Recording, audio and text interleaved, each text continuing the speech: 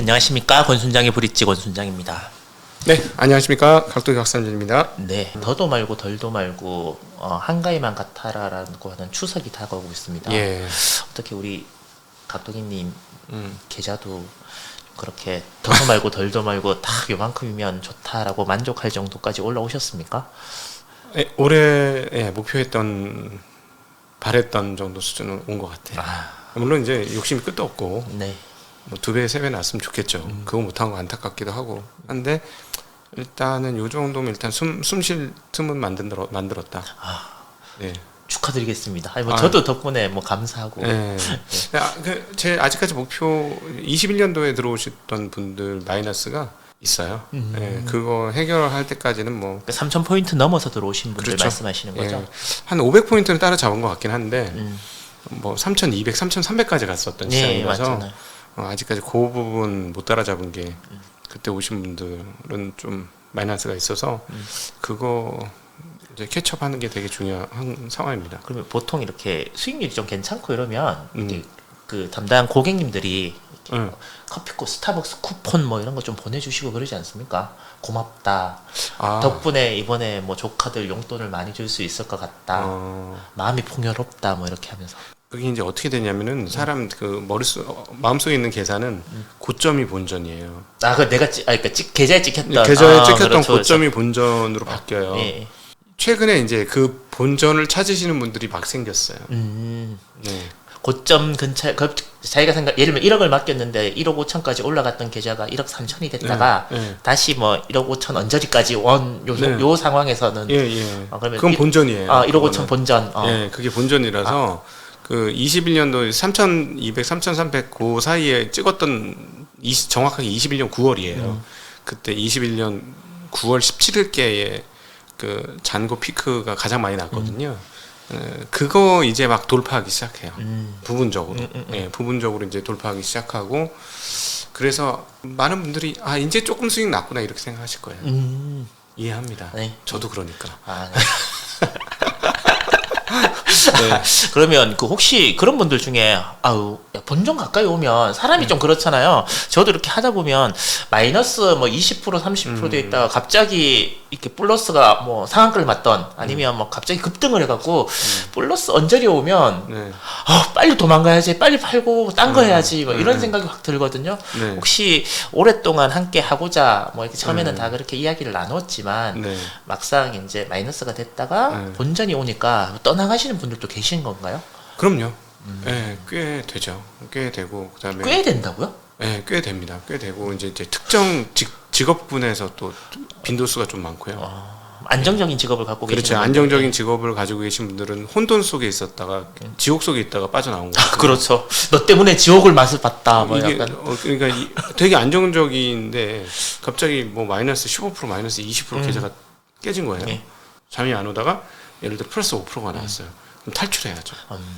쇼생크 탈출하듯이 탈출해야 되는 거예요. 그런 경우들은 지금 계속 종종 발생을 하고 있고 결국은 이러다가 또 수익률이 더 올라가면 반대가 될 겁니다. 또 돈 들고 찾아오는. 네, 또 반대가 될 거예요. 그러면 지금 이 상황에서는 저희 요즘 그래서 피터 린치에 대해서 잘 떠났다. 아니 워렌 버핏의 그 조합 깰 때의 심정이 뭔지가 이해가 돼요.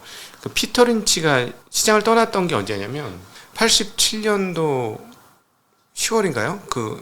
블랙 먼데이가 있어요. 블랙 먼데이 하루에 20몇 프로가 빠진다 지수가. 그러면 마젤란 펀드 같은 경우는 개별 주식을 많이 했기 때문에 한 50%씩 빠진 주식들이 허다했을 거라는 얘기예요. 그때 아마 돈이 또 제일 많이 들어왔을 거예요. 분명히. 그래서 그 사건이 벌어지고 나서 2년 정도 있다 은퇴합니다. 그게 어느 시점이냐면 플러스 만들어 놓고 은퇴한 거예요. 근데 아마도 그때도 정말로 많은 사람들이 중간에 그 손실 구간에서 나가고 손실이 회복되는 구간에서 나가고 손실이 완벽하게 회복된 플러스가 반전된 구간에서 나갔을 가능성이 매우 높아요. 왜냐하면 마젤란 펀드 그때 피터 린치에 관련된 좋은 일화는 연평균 수익률을 정말 압도적인 격차로 높은 수익률을 기록한 정말 펀드 매니저의 전설인데 실제로 마젤란 펀드에 투자했던 사람들의 실제 수익률은 생각보다 좋지 않다. 온전히 그걸 다 이렇게 맛본 사람이 거의 많이 없더라고요. 그러니까 결국 그건 뭐냐면 고점에 들어갔다 저점에 나오거나 고점에 들어갔다 본전에 나온 사람이 많기 때문에 그래요. 그러니까 아마도 그 블랙 먼데이 사건 이후에 굉장히 마음고생을 많이 했을 거고 그러고 나서 그분들이야 뭐 연봉이 우리나라하고 비교가 안 되잖아요. 엄청나게 많으니까 사실 뭐 떠난 거는 자기네 아버지가 일찍 돌아가셨고 그래서 나는 아이들하고 가는 시간을 가져야 되겠다 했기 때문에 이제 나는 뭐 40대의 젊은 나이지만 이제 떠난다고 했지만 사실은 제가 보기엔 87년도 블랙 먼데이 이후 질렸을 것 같아요. 운용자로서. 그래가지고 그래서 떠났겠구나 하고 저 개인적으로 이게 시뮬레이션이 좀 되더라고요. 시뮬레이션이 좀 되고 지금 내 마음이 피터 린치와 같은 마음이다. 뭐 이렇게 생각을 하시면 제가 피터 린치와 같다는 얘기는 아닙니다. 그건 절대 규모가 말도 안 되는 거고. 근데 어쨌든 이해가 된다는 거예요. 이랬었겠구나. 그러면 이렇게 뭐 몇 번 그러니까 떠나가시는 분들을 보시면 어차피 네. 본인 돈 본인이 찾아가는 건데 네. 당연히 이제 내드려야 되는 부분인 거고 그런 분들을 이렇게 보시면 어떤 마음이 드시는 거예요? 내가 이걸 계속 해야 되나? 왜냐하면 이런 일들이 앞으로도 계속 반복될 거 아니에요. 그 몇 가지가 있어요. 유형이 마이너스에 나가는 사람 잡아요. 무조건 잡아요. 안 됩니다. 절대 안 됩니다. 나갈 수 없습니다. 제가 그래요. 근데 요즘 뭐 온라인이 발달을 하니까 그렇지. 온라인으로 해버리는 경우가 있어가지고 근데 절대 안 됩니다. 왜냐하면 저는 개인적으로 무조건 확신이 있거든요. 그러니까 있으면 무조건 간다. 그리고 경험을 해보셨습니다만 제가 시장 대비 잘할 때 조금 많이 잘하고 못할 때 조금 덜 못하잖아요. 그러니까 그리고 그게 쌓이면 무조건 이게 수익이 나게 돼 있어요. 근데 그게 이제 21년에 오신 분들은 정말 재수가 없는 거지. 그러다 보니까 지금 1년, 2년 된 거잖아요. 예, 맞죠. 2년 됐는데 겨우 본전을 찾는 이런 상황들이 막 이제 시작되고 있으니까 되게 답답한데 많은 분들이 본전 근처에 왔다 빠지니까 굉장히 많이 흔들렸어요. 계속 조금씩 움직이니까. 그래서 근데 그런 분들은 일단 막고요. 안타깝기 때문에. 그다음에 이제 플러스 전환돼서 나가신다는 분들도 막아요. 이제 시작인데 고생만 직사게나 나가시면 안 됩니다. 근데 그럼에도 불구하고 재차 강력하게 원하시는 분은 그냥 마음 편하게 보내드려요. 대신에 저희의 인연 여기까지입니다. 이렇게 하고 보내드려요. 왜냐하면 제가 죄책감이 하나도 없는 거예요. 양심의 가책도 없고 속으로 그분은 그렇게 생각 안 하지. 뭐 겨우 3% 5% 수익 난 걸 갖고 말도 안 나는 고생만 직사겠다 이렇게 생각하시겠지만 제 입장에서는 시장 대비 30% 초과 수익이니까 나는 부끄럽지 않다. 뭐 이런 생각을 하는 거죠 머릿속에서. 그래서 그런 분들은 그냥 내보내 드리고요. 그 황금알을 낳는 배에 거위에 배를 가른다 이렇게 표현하는 분이 있어요. 그러니까 뭐냐면 단기적으로 쫙 올라온 수익 때문에 확정 짓고 싶은 거예요. 네. 그런 의도가 딱 보이는 경우가 있어요. 그래서 그런 분들한테 길게 보시면 계속해서 황금알을 낳아드릴 건데 여기서 배를 가르시면 안 됩니다. 라고 얘기하죠. 근데 대부분 마음이 한번 흔들리셨던 분들은 그렇죠. 쉽게 아무러지지 않습니다. 어떤 분들이 오래 가냐면 전화 한 통 없으신 분들이 오래 너무 신기한데 전화 한 통 없으신 분들이 오래 가요. 근데 그분들이 결국 저는 위너가 된다고 봐요. 네. 그렇고 제가 전화를 드렸던가요? 없습니다. 전화를 따로 한 적은 없죠. 예, 네. 맞죠. 예. 저 여기 왔습니다. 이렇게 카톡 놓고 이거 브릿지 하려고 오시는 거죠, 뭐. 네. 참 이런 심리? 그러니까 아까 말씀하셨잖아요. 이제 마이너스가 됐다가 플러스 전환이 되거나 아니면 본전 근처에 가서는 팔아버리는 오랜 시간 마음고생하다가 이런 패턴들은 아무리 이야기하고 그렇게 하지 마세요라고 그래도 앞으로도 계속 반복되겠죠. 그래서 아마 그 운용사들 중에서 옛날에 참 그 좋은 예가 있었는데 한국밸류 10년 투자가 있어요. 뭐 그게 이제 3년간 막혔었거든요. 근데 그게 그 제도가 나쁘진 않다고 봐요. 왜냐하면 보통 자금은 시장이 고점일 때 와요. 고점일 때 들어오면 아무리 애를 써도 시장이 빠질 때는 견디지 거의 대부분 못하거든요. 근데 보통 3년 정도는 회복을 시켜줘야 돼요. 3년 안에. 그렇기 때문에 3년을 폐쇄형으로 한다는 거는 나쁜 건 아닌데 문제는 뭐냐면 거기는 자금을 너무 많이 받았어요. 덩어리가 너무 커졌어요. 네, 너무 커져서 그걸 회복을 못한 거예요. 그러니까 좋은 예를 만들어줄 수 있었는데 좋은 예를 못했고 그래서 혹시나 이거 보시는 운용자분들이 있으시다면 운용사분들이 있으시다면 과감하게 소프트 클로징이라고 하는 고객의 돈을 받다가도 이거 너무 우리가 운영하기에 벅찰 만큼 돈이 많이 들어온다. 또는 지수가 너무 과열인 것 같다라고 생각하면 그때는 과감하게 소프트 클로징을 하시는 게 맞지 않을까 하는 생각은 좀 듭니다. 근데 혹시나 지금 가입하러 오시는 분들은 전혀 없어요? 있어요. 그 섞여 있습니다. 아, 반반입니다. 반반. 네, 반반인데 최근 이게 이제 8월 달에 한번 조정을 받았잖아요. 네. 저희가 연초에 한번 세게 조정을 받았고 그다음에 계속 올라갔죠. 6월까지는 파죽지세로 쭉 올라오다가 7월 중순 이후로 또 빠진 거예요. 그리고 다시 반등하니까 이제 흔들리는 거예요. 흔들릴 수밖에 없죠. 이런 거를 투자자 입장에서는 이런 거 관리도 되게 잘해야 됩니다. 이게 모르겠어요. 이 영상을 보면서 우리 뭐 네가 운용자니까 운용자 방어하냐 뭐 이렇게 하실 수도 있는데 자기가 직접 운용해서 잘할 사람이 아니면 중요한 거는 운용 잘하는 사람한테 위탁을 잘해야 되거든요. 네, 맞죠. 위탁을 잘하는 데 있어서는 타이밍이 중요하죠. 해보니까 이거는 왜 그 부분은 타이밍이 중요해요. 왜냐하면 대부분 고점에 들어와요. 기분 좋을 때 들어오고 기분 나쁠 때 나가고 싶어요. 네. 그러니까 요 심리를 역으로 이용하셔야 된다는 거. 그래서 이제 노르웨이 국부 펀드가 되게 잘하는 게 뭐냐면 잘하는 선수들 중에서 전 세계 펀드 매니저나 그런 사람들 중에서 지금 성과가 되게 나빠. 그러면 성과가 좋은 데서 돈을 빼서 얘네한테 넣어줘요.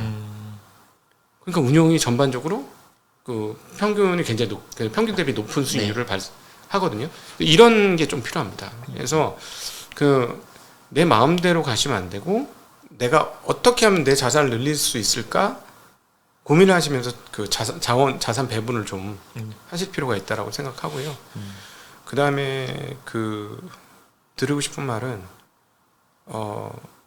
운용을 몇 년간 잘해왔던 사람은 앞으로도 잘할 확률이 매우 높아요. 그런 사람하고는 인연을 쉽게 끊으시면 안 돼요. 한국은 근데 자꾸 이렇게 하나에서 수익 나면 빠져나오고 다른 거 들어가고 하나에서 수익 나고 빠져나오고 이렇게 하는 경향이 있어요. 약간 속설 같은 건데 한국 주식 3년 연속 잘하는 사람 못 봤다. 많죠. 그렇죠. 그런 경우가 많죠. 그러니까 이제 뭐 한 1년, 2년 정도 퍼포먼스가 굉장히 좋으면 그러니까 약간 그냥 이런 표현이 좀 어떨지 모르겠지만 그러니까 무당도 이게 신기가 올 때 쫙 하고 몇 년 있으면 이제 떠나간다 그러잖아요. 그것처럼 한 2, 3년 정도 수익률이 좋으면 이 돈을 빼서 다른 데 가는 게 좋지 않을까? 네. 또 뭐 그렇게 또 이야기하시는 분들도 분명히 계시고요. 옛날에는 그게 맞을 수도 있는데요. 지금은 이제 정리가 다 됐다고 봐요. 그러니까 옛날에는 펀드 매니저 잘하는 사람들이 좀 있었어요. 펀드 매니저 잘하는 사람들이 잘하면은 다른 데로 이렇게 네, 스카우트해서 가고 하면 그 사람에 따라서 그 회사 펀드의 분위기가 달라져요.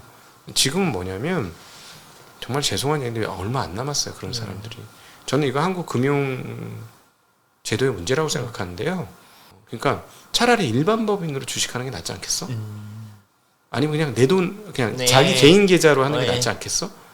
이런 생각이 들어요. 그러니까 사실은 제가 보니까 제 주변에도 그래요. 그냥 뭘 해서 사람들 많이 보고 왜 스트레스 받아서요? 그냥 자기 돈만 하지? 이런 사람들이 많아요. 주변에. 그러니까 제일 좋은 건 아직까지는 세금 제도가 개인이 제일 좋습니다. 예. 근데 이제 규모가 엄청나게 월등히 커지면 법인을 만드는 게 또 낫죠. 왜냐하면 개인소득세보다는 법인세가 훨씬 싸니까 네. 그거 이제 비교할 때 시점이 오죠. 총 자산 잔고에서 네. 보면. 그러니까 왜 그게 더 매력적이냐는 거예요. 한국은. 근데 좀 되게 안타까워요. 그러니까 금융회사가 좋은 회사가 나와야 투자자들도 자산 증식을 할 수 있는 방법이 있는데 좀 ETF만 많잖아. 그리고 개인 비중은 70%잖아요. 네. 개인이 알아서 하라는 거예요. 이 험한 시장을. 전 솔직히 말해서 개인들이 한국 시장 같은 경우에서 와서 좋은 결과를 그렇게 쉽게 얻을 수 있을까? 되게 어렵다고 봐요.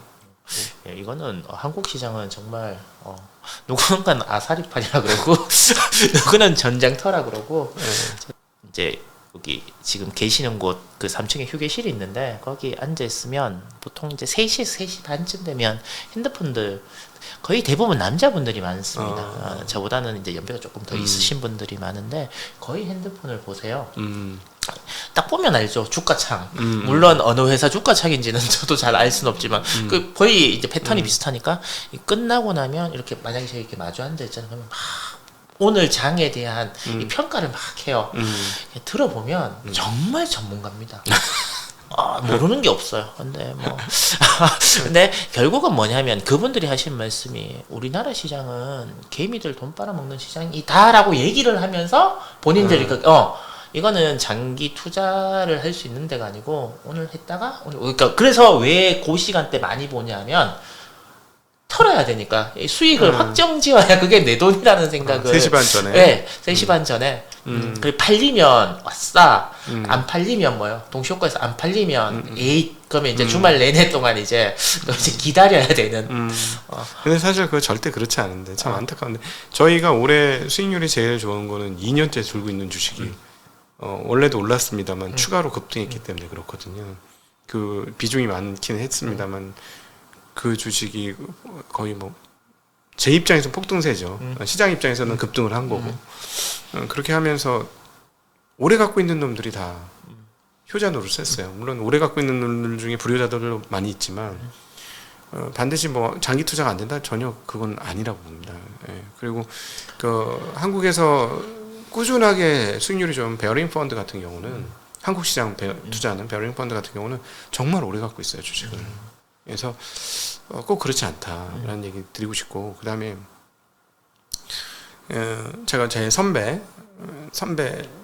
이야기를 들었어요. 어제 만나서 저녁 우유 먹다가 이렇게 보니까 느낌상 올해 수익이 좀 났을 것 같아. 그래서 형 올해 한 100% 수익 넘게 났어? 내가 딱 물어봤어요. 이렇게 넘겨 짚은 거죠. 그랬더니 이러더라고.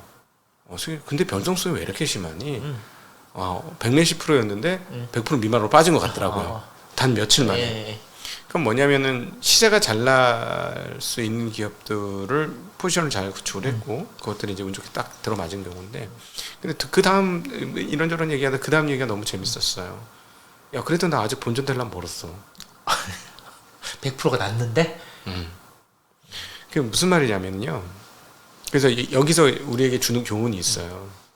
그 2차 전지 막 화랑이었을 때 참 많은 분들한테 주식도 못하게 생긴 놈이 주식도 아무것도 모르는 놈이 하면서 욕을 엄청 많이 먹었잖아요.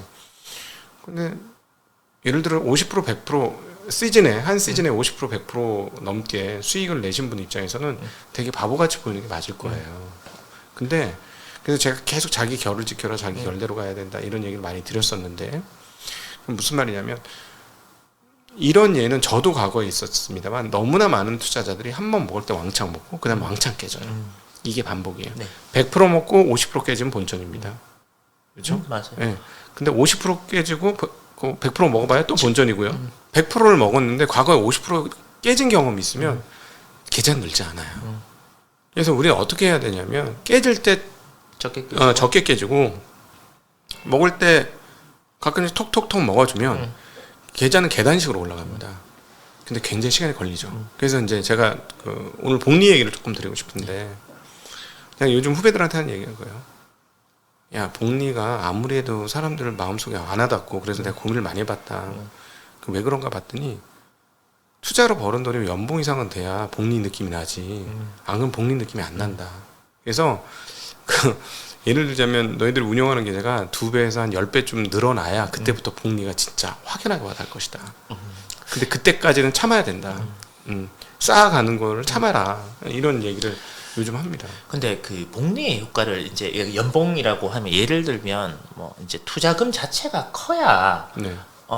그 이렇게 쌓이는 금액 자체도 굉장히 이제 커지지 않습니까? 예를 들면 복리, 1억을 투자를 했는데 10%가 나면 이제 1억 1,000만 원이 되면 큰 돈이죠, 1,000만 원이. 네네. 근데 이 돈은 네. 썩 그렇게 네. 마음속에 와닿지 않잖아요. 이게 뭐 재산은 늘었지만 내 삶을 바꿔주진 않죠. 그렇죠. 그러니까 네. 예를 들면 근데 뭐 5억을 투자했는데 10%뭐 5천만 원이면 야, 나 실수령의 기준으로 보면 야, 이런 거 같으면 그렇죠. 좋은데라고 하는데 그러니까 그 사이 1억을 모으기가 너무 힘들고 네. 1억에서 또 5억을 가기가 너무 힘드니까 네. 그 시간을 버티기가 그래서 제가 요즘 야 투자를 할 때 내가 이거 넣었다가 얘가 상폐해갖고 없어져 버리는 투자의 실패에 대한 두려움이 더 큰지 아니면 아휴 돈 넣어놨다가 언제 이게 언제 회복될까 언제 뭐 복리를 효과해서 네. 뭐 1억 5억이 될까라는 이 지루함 그러니까 거기에 싸움인 것 같아요. 그러니까 이 지루함을 견디는 사람이 결국은 이길 확률이 많지 않을까 싶거든요. 그러니까 결국은 1억이 5억 되는 과정이 되게 지난한 과정인데 그 과정이 없으면 5억이 10% 20% 수익 나는 일이 없어요. 예, 그러니까 1억이 단번에 5억으로 되면 언제든지 이 사람 깨질 수 있어요. 내가 운 좋게 갑자기 1억이 5억이 됐다. 이러면 정말 조심하셔야 돼요. 근데 저는 그거 있어요. 저는 미래가 그냥 정해져 있다고 봐요. 이 투자에서 그냥 대략 어느 정도일지 모르겠지만 레인지는 있겠습니다만 3년 4년에 한 2배씩 계좌가 는다. 이거는 뭐 그냥 디폴트 값 아니냐 이렇게 느껴지거든요. 물론 이제 저한테 돈을 맡기신 분은 그거보다 시간이 더 걸려요. 수수료가 많거든. 수수료를 제가 좀 많이 떼갑니다. 성공 보수를 좀 많이 떼가가지고 제가 보니까 오늘 한번 계산해봤어요. 이번에 도대체 얼마나 수수료를 뗀 거야? 봤더니 그 수익률 한 5에서 한 7% 가까이 까먹더라고요. 그 수수료 때문에 제가 엄청나게 많은 수수료를 떼가죠. 그만큼 많이 떼갖고 가갖고 그렇게 살림살이 좀 나아지셨습니까? 별로 상관없는 걸로 제가 알고 있는데요.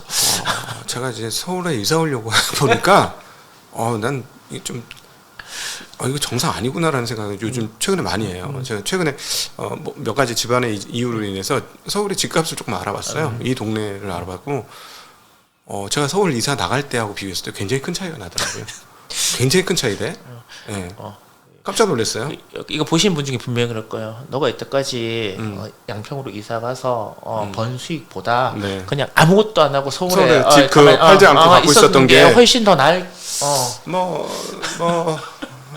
그러나 제가 실력은 키웠으니까 괜찮다고 생각합니다. 근데 너무 아깝더라고요. 왜 이 돈을 여기다가 써야 그러니까 저는 이제 그 대출을 받을 생각이 없어서 대출 없이 하니까 이 돈을 여기 왜 넣지? 이런 생각 사실 개인적으로 좀 들어요. 근데 보통 부동산 하시는 분들은 당연히 이 레버리지 대출이라는 것들을 끼고 사야 된다라는 생각을 하시고 그걸 당연하게 말씀을 하시거든요.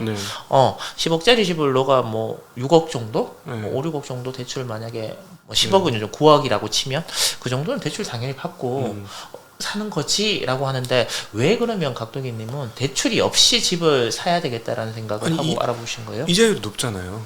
아깝지 않나요? 이자율 너무 높고 예를 들어 뭐 저도 막 2, 3% 안짝이면은 쓸 수 있다고 봐요.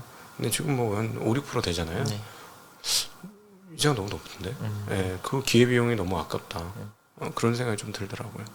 아까 수수료율을 말씀하셔서 그런데 또 일부 이거 보시는 분들은 뭐 1년에 뭐 예를 들어서 그 뭐 8%에서 10% 정도를 이제 벌려고 비싼 수수료를 줘야 될 이유가 나는 못 찾겠다. 그거는 공부 조금만 하면 꾸준히 올릴 수 있는 거 아니냐. 이렇게 얘기하시는 분도 계시거든요. 그 이야기를 행동까지 연결하는 게 중요하죠. 할 수 있느냐 없느냐. 제가 이제 예를 들어서 은행주 너무 좋아요. 너무 싸요. 이러면 은행주 사서 하면 7, 8% 벌을 수 있어요. 근데 그걸 하질 않아. 답은 나와 있는데 안 해. 투자가 어려운 게 아니라 내가 어려운 거라니까요. 그 간단한 걸 안 해요. 너무 뻔한 거 하시면 되는데 그걸 뻔한 걸 못 하더라고 많은 사람들이. 결국 뭐 심리 게임이죠. 한 8, 9할은 심리 게임이에요. 정말 그건 맞는 것 같아요. 저도 제 주변 사람들한테 요맘때 되면 저 들었던 얘기를 그대로 하는 거죠. 그냥 은행주를 지금 사면 이제 넉 달이 있으면 되니까 그러면 16개월에 거의 뭐 한 18% 정도 나오는 6개월에. 그러니까 6개월 하고 그러니까 연한산으로 그렇게 하면 내년까지 그러니까 16개월 1년 반짜리 예를 들면 1년 반짜리 1년 4개월짜리 예금을 했다라고 생각을 하면 얼추 한 18% 정도 나오는 일사들이 있다. 야, 그러면 여기 사놓고 예금 넣어놨다고 생각하고 있으면 행복하지 않느냐. 근데 이 예금이 한꺼번에 만기가 아니라 중간중간에 뭐 연말에 한 번 나올 수도 있고 뭐 4번 나눠서 주는 데도 있고 뭐 중간에 뭐 2번 나눠서 주는 데도 있다라고 하면 그런 예금이 있으면 분명히 넣을 텐데 그런 주식이 있다 그러면 안 사더라고요. 그렇죠. 변동성에 대한 그 위험 회피의 심리가 훨씬 더 강하기 때문에 그래요.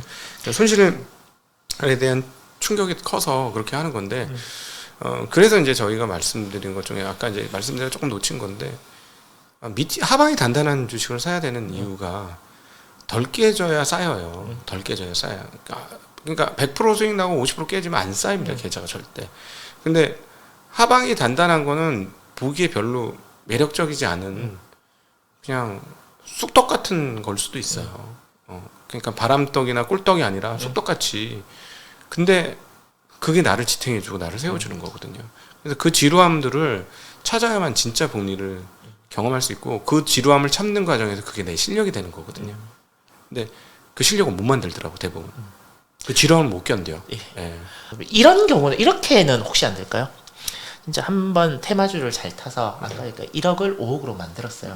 아 이때부터는 과거의 나의 모습을 다 청산하고 정말 뭐 본인하고 잘 맞는 분한테 이름을 해서 뭐 연 한 8% 정도의 안정적인 수익을 8에서 10% 취하겠다. 네. 이러신 분 혹시 주변에 본 적 있으십니까? 별로 없죠. 별로 거의 없어요.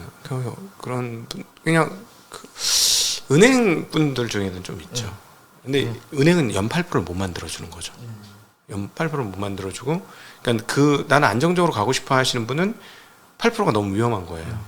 그 위험에 안 들어오고, 네. 그 다음에 위험에 뛰어드신 분들은, 그러니까 높은 수익을 바라고 오신 분들은 8%가 속에 안 차는 거지. 예. 정말 사람들이 다 그래. 에이, 뭐 8%고 뭐 이렇게 얘기하지만 해보면 정말 어렵습니다. 그러니까 이제 하루에도 20%씩 뛰는 게 눈에 보이는 거죠. 네. 근데 대부분 계속 여러 차례 말씀드렸지만 그렇게 변동성이 큰 주식의 상대편은 나보다 훨씬 센 상대편이 있다. 그런 것만 전문적으로 하는 사람들과 기계들이 있기 때문에 예를 들자면 아까 말씀드렸잖아요. 한국은 금융회사를 하는 게 불리해요. 제가 느끼기에는 별로. 그러니까 금융회사가 딱 좋은 거는 외부 자금을 모을 수 있다라는 거. 그러니까 외부 자금 모으는 게 어떻게 보면 운영하는 사람 입장에서는 레버리지가 될 수 있으니까 이자 안 쓰는 일종의 플롯 비슷한 게 그것으로 작동될 수도 있죠. 근데 깨지면 그건 명성이 금이 가는 거라서 완전한 플롯은 아니에요. 근데 어쨌든 여기서 말하는 플롯이라는 건 워렌 버핏의 글을 읽어보면 나오는 플롯입니다. 근데 한국 같은 경우는 뭐 예를 들어 뭐 300억, 1000억 뭐 이렇게 자금이 있으면 그냥 조그만 사무실 하나 차려요. 개인 이름으로 선수들을 옆에 몇 명 대동하고 예를 들어 훈련된 트레이딩을 잘하는 사람들이라든가 뭐 컨트를 하는 사람이라든가 이런 걸 가지고 와서 그런 거 딜링을 전문적으로 하는 사람들이 있어요. 우리가 부티크라고 표현하는. 근데 그런 꽤나 긴 경력과 단련된 사람들과 여러분이 붙어서 싸워서 이길 수 있겠냐는 거예요. 그래서 저는 이제 단기 고수익 관련 추구가 일반인들 입장에서는 욕망을 빨리 채워주는 게 아니라 남의 떡밥 된다. 그 확률이 훨씬 높다. 남한테 제사상의 음식으로 혼납될 뿐이다. 예. 그걸 오히려 좀 인식을 하시는 게 좀 필요하지 않을까 싶습니다.